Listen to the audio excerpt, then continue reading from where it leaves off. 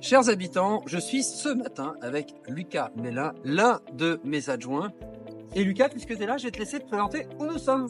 Ok, salut Stéphane, bonjour à toutes et à tous. Alors nous sommes ici au cœur du quartier des Pyramides, pas très loin de la place Jules Vallès, qui se situe juste sur notre droite, devant la maison de service public pour laquelle on a engagé des travaux comme il y a 2 ans au Parc Le Lièvre, qui visent à réunir en un seul et même lieu des services publics de proximité qui sont essentiels à la vie évidemment de ce quartier, mais aussi à celui du Bois Sauvage et du Bois Guillaume qui se situe pas très loin d'ici non plus.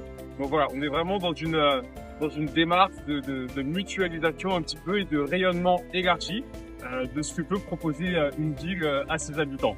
Donc il s'agira d'une maison de service civique, comme on l'a indiqué, qui accueillera sur 2000 m2 une mairie annexe pour les démarches administratives du quotidien, un centre social communément appelé maison de quartier, ainsi qu'un multi-accueil pour les tout petits et bien évidemment des espaces culturels avec salle de spectacle, de façon à ce que les habitants, les associations, les acteurs du quartier puissent s'approprier ce lieu.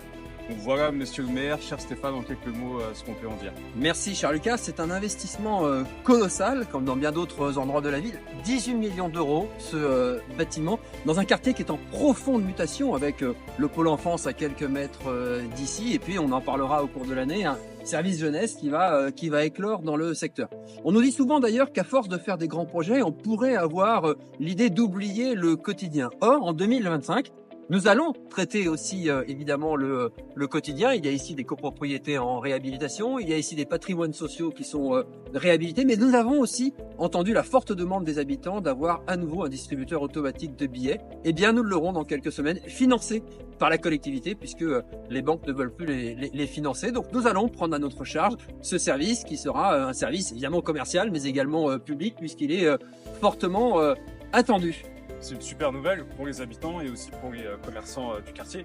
Et d'ailleurs, dans le prolongement de ce que tu dis, et toujours pour répondre aux besoins des populations, on a engagé il y a quelques mois maintenant avec les services concernés un travail qui vise à faire évoluer les missions des centres sociaux maisons de quartier, notamment dans le champ des politiques publiques de la jeunesse, tu en parlais tout à l'heure, mais aussi de l'accompagnement à la transition écologique et également du social et de la lutte contre la précarité. Et là aussi, on sera en mesure d'en dire un petit peu plus en 2025, dans le courant de l'année.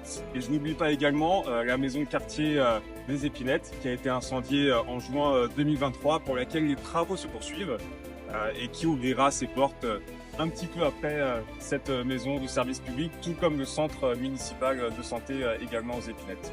Vous le voyez, beaucoup de travaux partout dans la ville, 14 écoles qui auront été rénovées ou reconstruites au cours de ce mandat, 2 maisons de service public inaugurées, un pôle enfance, un deuxième avec la pierre que nous initions, la destruction enfin du bâtiment de la Poste pour faire renaître le centre-ville de notre ville préfecture. Vous le voyez, nous sommes à peu près dans les 10 quartiers à l'action. Et puisque nous entamons 2025 et que ça me tient à cœur, ça fait 20 ans que nous y travaillons, au-delà du plan vélo que tu as apporté et qui verra ses premiers grands investissements sur 2025, je vous invite toutes et tous à aller visiter le nouveau parc du lac qui enfin rejoint la ferme du Bois-Briard pour faire l'un de nos plus grands parcs de la ville. C'était un vieux projet que nous avons porté avec les Courcouronnais il y a 20 ans et qui se réalise enfin. Merci mon cher Lucas, bonne année à toutes et tous à nouveau et découvrez tous ces projets dans chacun des quartiers de notre ville. À très vite. Très bonne année.